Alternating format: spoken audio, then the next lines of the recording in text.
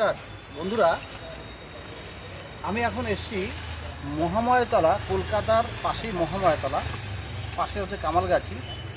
চাঁদ সদাগরের আমলের একটা মন্দির এসেছি। এটা হচ্ছে একটা শিব মন্দির। একটা গাছের নিচে আমরা আছি। এই গাছের বয়স আশপাশে খোঁজ নিয়ে দেখলাম, যারা যারা বলছে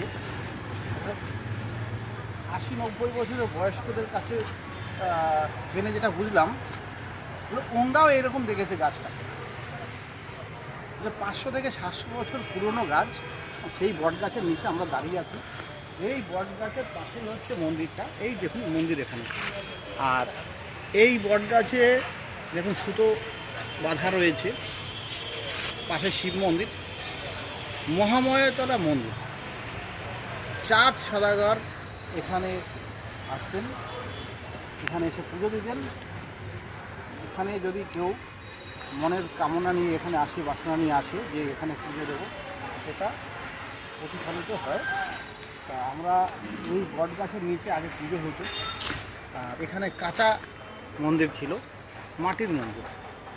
আর এই মাটির মন্দির দেখুন এখন বিল্ডিংয়ে পরিণতি হয়েছে। বিল্ডিং হয়েছে 70-80 বছর হলো।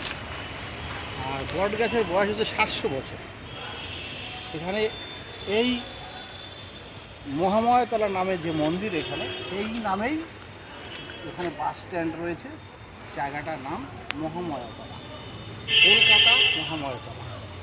আমরা এখন মন্দিরের দিকে যাব।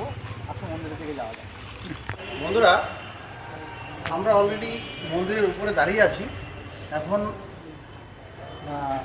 এই মহামায়া মন্দির, আসো এগিয়ে আসো মহামায়া মায়ের দিকে। এই ভিতরে ওই মাকে বসিয়ে রেখেছে, দেখো মা দাঁড়িয়ে আছে। আর মন্দিরটা অনেকটাই বড়, গেটটা ছোট, ঠিক মতন হয়তো দেখাতে পারছি না, অসুবিধা হচ্ছে। ভিতরে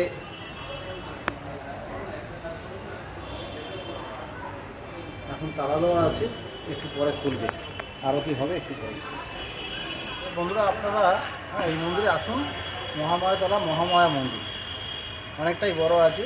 এখানে প্রচুর লোক দিনের বেলা, এখন একটু লোক কম আছে, কারণ সন্ধ্যের টাইমে এখনও পুরোহিত আসেনি, পুজো শুরু হবে একটু পরেই। তা আমরা অনেক দূর থেকে যেহেতু এসেছি, আমরা চলে যাব। আপনাদের ঘুরে ঘুরে দেখাচ্ছি। মন্দিরের এরিয়া অনেকটাই বড় আছে, ধীরে ধীরে লোক আসতে শুরু করেছে পুজো দেওয়ার জন্য।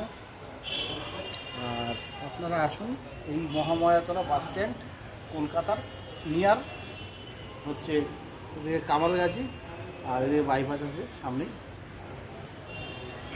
যদি ভিডিও ভালো লাগে, লাইক, কমেন্ট, শেয়ার, সাবস্ক্রাইব করবেন প্লিজ, রিকোয়েস্ট করছি। নমস্কার।